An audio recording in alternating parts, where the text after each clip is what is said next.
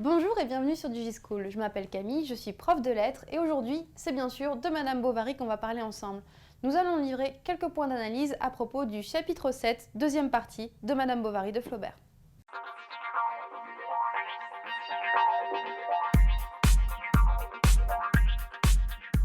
Comme nous l'avons déjà dit dans la vidéo résumée du 7e chapitre de la deuxième partie de Madame Bovary, le chapitre est composé en gros en 3 temps. Premièrement, l'ennui d'Emma après le départ de Léon. Deuxièmement, sa rencontre avec Rodolphe Boulanger de la Huchette, qui va devenir son amant. On le sait, on va voir comment ça se profile déjà dans ce 7e chapitre, si on lit entre les lignes, enfin plus précisément dans les mots. Et enfin, le troisième moment du chapitre, ce sera l'expression du point de vue de Rodolphe. Vous vous rappelez, la narration suit le personnage de Rodolphe, suit un peu ses émotions. On va nous donner une image de ce qu'il ressent, sans nous dire ce qu'Emma ressent. Premièrement, l'ennui d'Emma est caractérisé avec une grande ironie. Donc l'ironie de Flaubert, c'est un peu une constante dans le livre. On sait qu'il se moque beaucoup de ses personnages. Ici, dès l'ouverture du chapitre, vraiment, l'auteur attaque, le narrateur attaque, en caractérisant la vie d'Emma avec un lexique, un champ lexical véritablement du funèbre. Donc c'est le tout début du chapitre. Le lendemain fut pour Emma une journée funèbre. Tout lui parut enveloppé par une atmosphère noire, qui flottait confusément sur l'extérieur des choses, et le chagrin s'engouffrait dans son âme. Chagrin s'engouffrait, l'âme avec des hurlements doux, comme le fait le vent d'hiver dans les châteaux abandonnés. Ici, on voit également, donc, en plus du champ lexical, du funèbre et de la tristesse, un clin d'œil à l'imagerie romantique du château abandonné.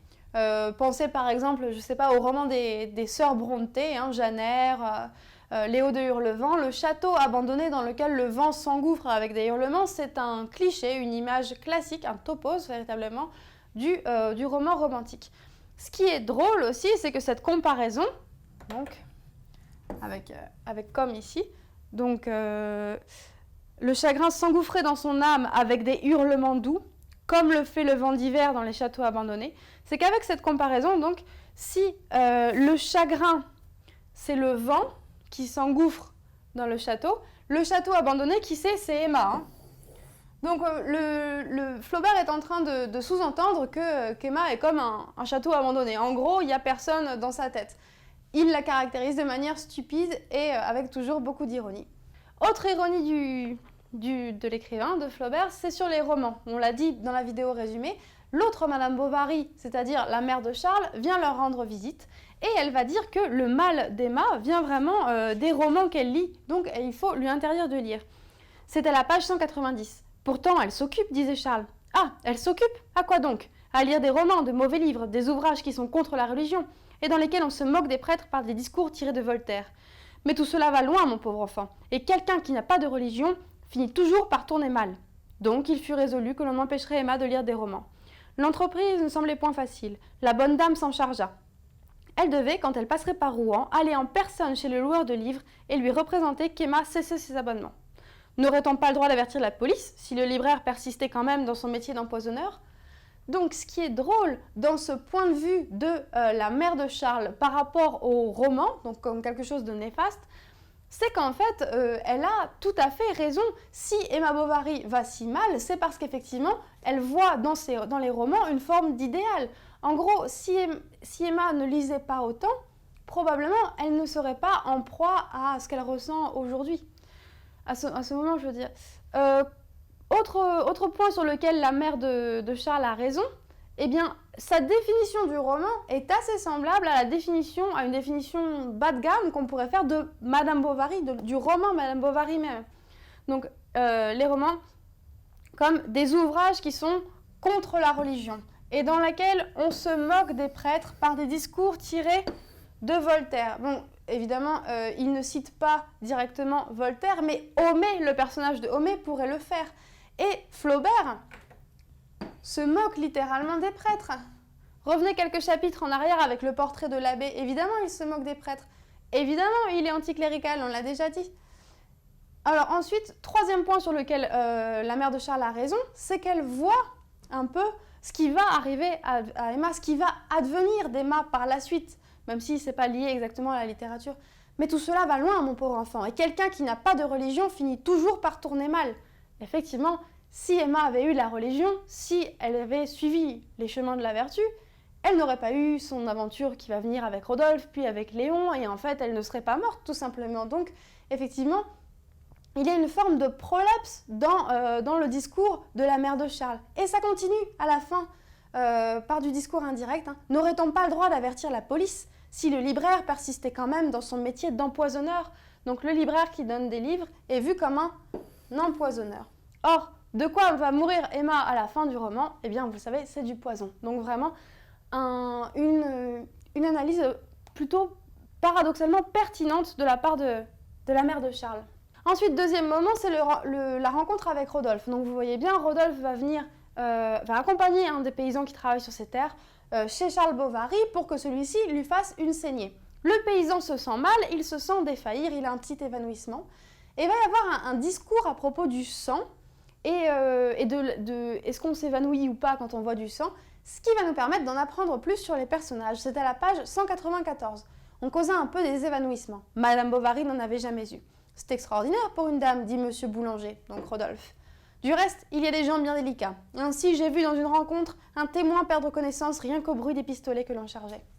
Donc, qu'est-ce qu'on apprend dans ce tout petit passage? Eh bien, comme d'habitude chez Flaubert, on l'a déjà dit plein de fois, tout fait sens.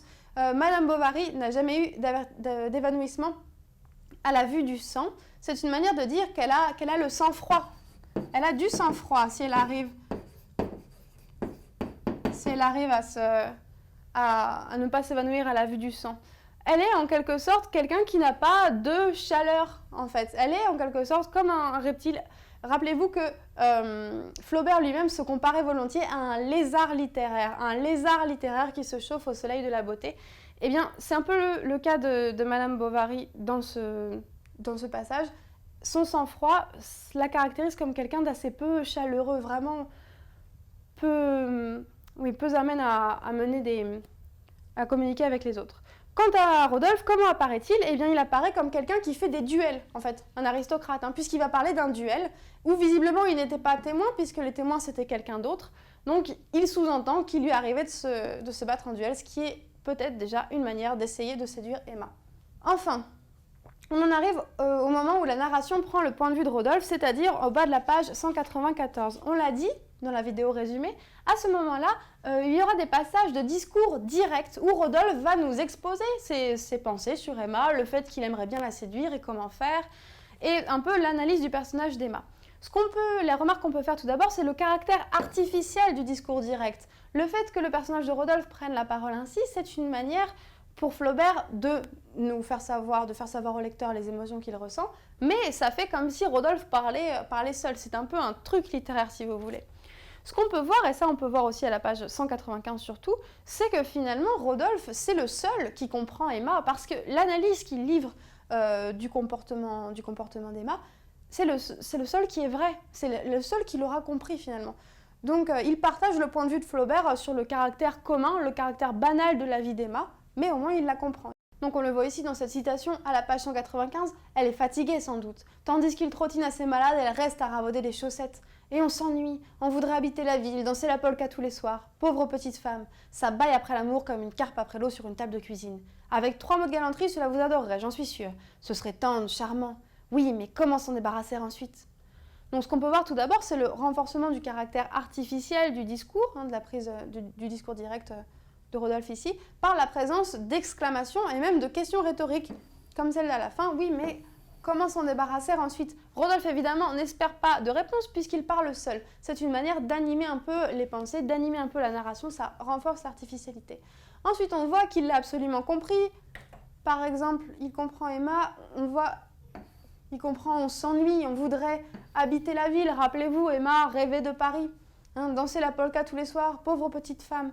Et ce qu'on remarque enfin, c'est qu'il partage le point de vue de Flaubert lui-même sur la banalité d'Emma. Regardez, il la compare à une carpe, un poisson, comme une carpe après l'eau sur une table de cuisine. Comme un poisson qui serait en train d'étouffer et qui ouvre grand la bouche. Donc trois points de vue, l'artificialité du discours, le fait qu'il ait compris Emma et enfin le fait qu'il la méprise au moins autant que l'auteur de Madame Bovary. Voilà, c'est tout pour aujourd'hui. Merci d'avoir suivi cette vidéo. N'hésitez pas à consulter d'autres fiches ou d'autres vidéos sur le sujet et à très bientôt sur DigiSchool.